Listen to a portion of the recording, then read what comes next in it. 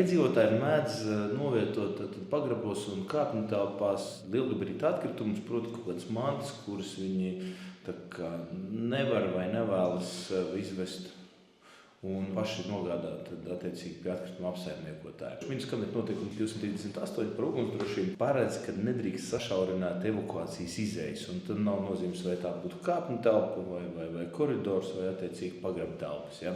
Tad bieži vien tur atrodas riteņi, tur atrodas nolietotas elektropreces un daudz visādi citu mantu, kas pašiem dzīvokļu īpašniekiem pārstāja būt noderīgi un vajadzīgi. Ogres namsaimnieks reizes gadā apsako šos pagrabus un kāpņu telpas, un ugunsdrošības evakuācijas izējas mēs attīram no šīm precēm un mantām un lietām, kas tur ir novietotas. Attiecīgi tas, ko mēs lūgtu dzīvokļu īpašniekiem arī atgādināt, ir tas, ka nolietotās elektropreces, lielgabarīta atkritumi, viņiem pašiem par to ir jāparūpējās. Tātad vai viņi ved viņu uz ķilupu, vai pasūta konteineru, kurā viņi novieto šīs nolietotās lietas un paši parūpējās par viņu utilizāciju. To var darīt ogres namsaimnieks, tad tās izmaksas ir aptuveni sākot no 109 eiro par 1 kubikmetru, atkarībā no cik daudz kubikmetru kopumā no šos atkritumu mēs esam savākuši, utilizējuši un nodevuši. Salīdzinājumā pagājušajā gadā šādi pagrabu un kāpņu telpu tīrīšana tika veikta aptuveni 70 daudzdzīvokļu dzīvojamās mājās.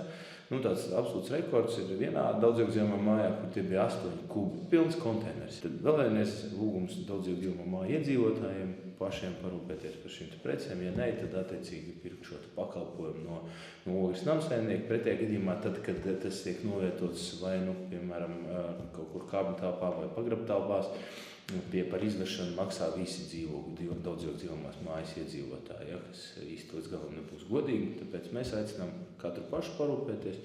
Tā skaitā viena no iespējām vērsties pie mums pēc šī pakalpojuma.